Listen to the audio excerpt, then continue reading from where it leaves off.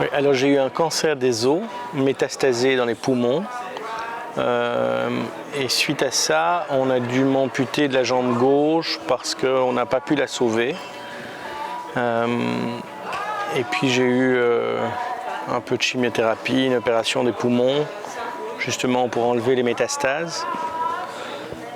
Et puis, par chance et grâce à la médecine et les progrès de la médecine déjà à l'époque, puisqu'on est dans les années 80, j'ai jamais eu de rechute. Et donc j'ai pu vivre une vie tout à fait normale. Ok. Donc il faut savoir qu'à l'époque j'avais 10 ans. Donc je dirais que comme tout enfant de 10 ans, la grande chance quelque part, c'est que mon objectif et l'objectif de mes parents, c'était de revenir dans une vie normale. Une vie normale, ça veut dire aller à l'école. Aller à l'école, ça veut dire être en cours de récré. Être en cours de récré, ça veut dire jouer au foot. Ça veut dire faire de la gymnastique, etc. Donc, quelque part, à chaque fois que je revenais à l'école, c'est-à-dire le plus souvent possible, eh bien, j'avais cette vie comprenant les activités physiques normales d'un enfant de 10 ans, 11 ans, 12 ans, 13 ans. Oui.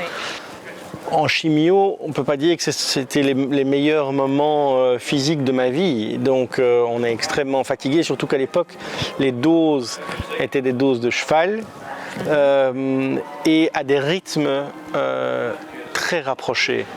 Donc j'ai eu la chance de rencontrer des personnes qui étaient plutôt bien pensantes à mon égard et qui m'ont aidé à assouvir des passions. Et ces passions, ça a été pendant tout un moment le sport automobile. Et puis, contrairement à toute attente, la montagne. Et j'ai eu beaucoup de chance parce que j'étais le premier unijambiste à atteindre le sommet du Kilimandjaro, du Mont Blanc, avec la descente de la face nord à ski, et le Matterhorn, le Cervin.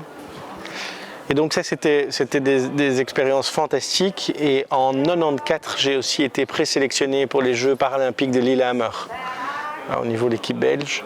L'équipe belge en ski qui n'est peut-être pas la plus fameuse, mais en attendant, c'était fantastique et un bel accomplissement. Donc j'ai fait beaucoup de sport et le sport a certainement été un vecteur et presque un pilier pour moi. Je dirais que ça fait partie de mon ADN et c'est en partie certainement grâce à ça que j'ai pu retrouver un équilibre presque physique et mental. Ouais.